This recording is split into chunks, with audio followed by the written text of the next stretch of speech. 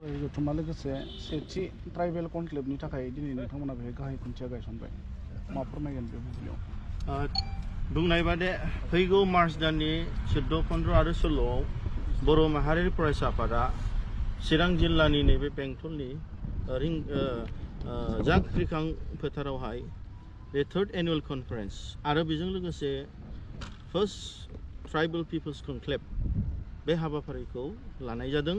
आरो बेखौ लोब्बा लानानै दिनैहाय जोंनि रिसेपसन कमिटिखौ अफिसियेलि बेखेवनाय जाबाय। गिबियै बनसुनि फिरफिलाखौ बिरहोनायजों लोगोसे आरो नैबे लाइ खुन्थियाखौबो गायसननाय जाबाय। आसा खालामदों फैबाय थानाय समाव जे फर्स्ट ट्राइबेल पिपल्स कनक्लेभ आरो 3rd एनुअल कनफारेन्स बनसुनि बेयावहाय बयबो रायजो राजा बिथांमोना फैनानै जोंनि मानगोनां आलासि बिथांमोननि जि थांखि जि फोरमायनाय आरो बर' माहारियारि फरायसा आफादनि जि मावनायखौ मोजां मोननानै जे जोंनि गेदेमा जोंनि मानगोनां मेघालयनि चिफ मिनिस्टार जाय बिथाङा गाहाय आलासि हिसाबै जोंनि बे हाबाफारियाव नुजाफैगोन आरो बिथांनि जि जोंनि सायावहाय बर' हारिनि सायावहाय जि आलादा रायजो मोननो थाखाय जि मदद हेफाजाब होगोन बे बिथांमोननि बिबुंथिखौ खोनासंनो थाखाय बिथांमोना फैगोन आरो बेजों लोगोसे जोंहा बेयावनो जोंनि मानगोनां त्रिपुरानि राजा प्रदुत बिक्रम देबबर्मा बिथाङाबो आलासि हिसाबै नुजाफैगोन आरो बेजों लोगोसे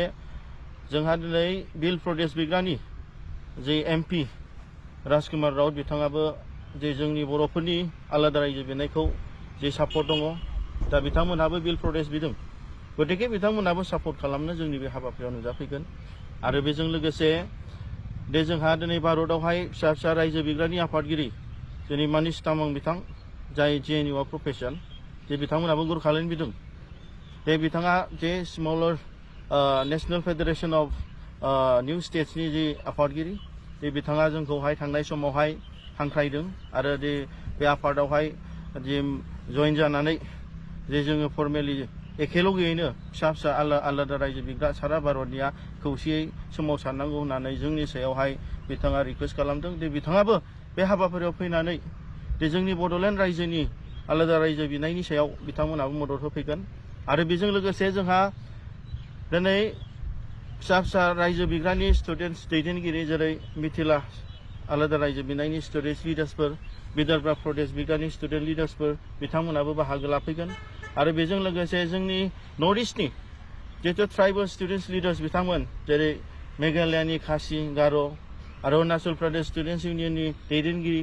जोंनि आसामनि ट्राइबेल स्टुडेन्टस लिडार्सफोर सोरबा जोंना टिवा मिसिं बिथांमोन राभा गोबां जोंनि कार्बि नङा होमबा बिथांमोनाबो जोंनि हाबाफारियाव बाहागो लागोन आरो जोंनि बनसुनि